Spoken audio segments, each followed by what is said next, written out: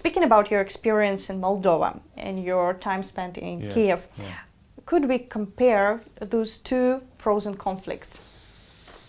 Well, this is kind of like a hopeless comparison because every time in the last 10 years when we thought there was hope, or last 12 years if you go back to the Cossack plan of 2003, we thought there was hope for resolution of the Moldova-Transnistria conflict. The hope was raised and then it was disappointed. However, that's the bad news. The good news is that in each of those cases, it did not result in war. What I hope is that the hopes for implementation of the Minsk agreements are more realistic than in the case of the Cossack Memorandum or many of the conflict resolution ideas which have come from the 5+2 process in Moldova. But even if I'm wrong about that, or if I'm disappointed, I hope that the result will be the same. That is, that there will be a kind of, which you could call a kind of, people call it frozen conflict, but it's never really frozen. What it is instead is a kind of normalcy in conflict. So the normalization of a conflict scenario in which life begins to live, life begins to take place. So you have people driving back and forth across the line of control and trading and families and so on. This would be actually a pretty good scenario for Donbass. Because unfortunately, I think it has to be true that there is not a completely military solution to the conflict.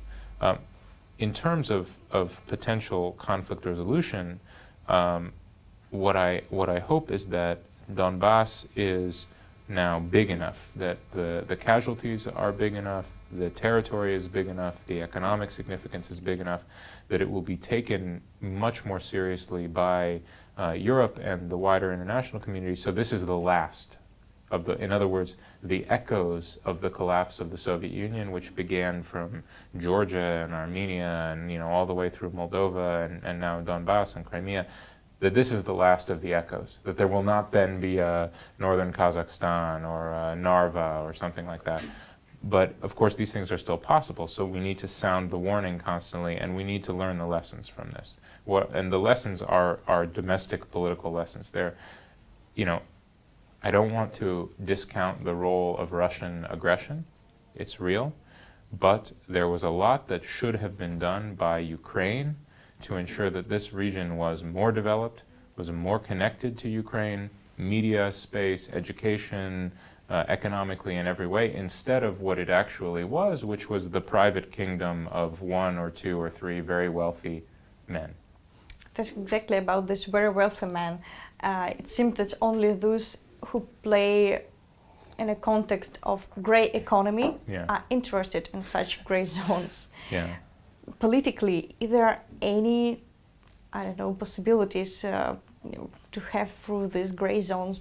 Because it seems that Russia is trying to have as many as possible of these gray zones on its border. Gray zone is the right term for a couple of reasons. Number one, if you compare the Russian worldview to the European worldview, what you find in Europe is that there is a search for rules and processes to create certainty and predictability. Why? Because predictability is good for a market economy. This is a basic fact about economics. When it's unpredictable, you lose money. When it's predictable, you make money because you can make business.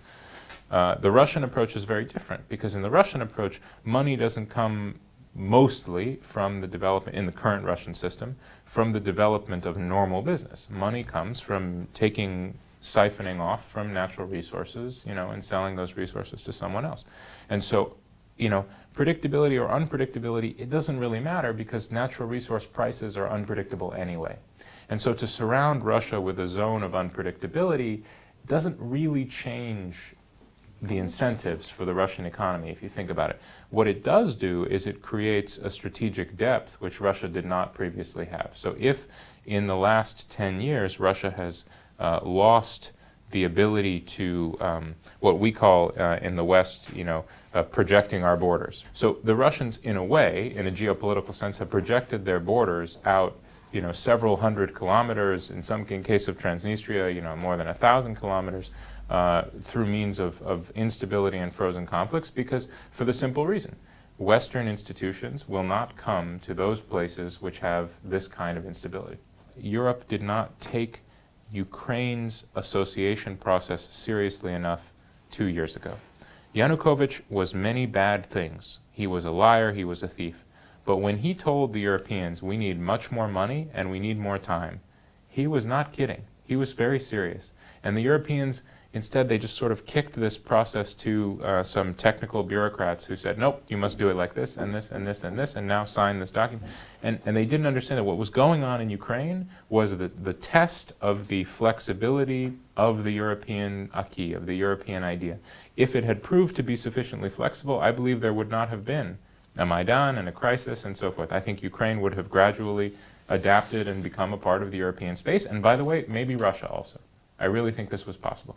Now, instead, you have Europe comes sucking back to this kind of core, and you have this intense nationalism in many European countries, and then added to it, you have the refugee crisis and the reaction to the Muslim world.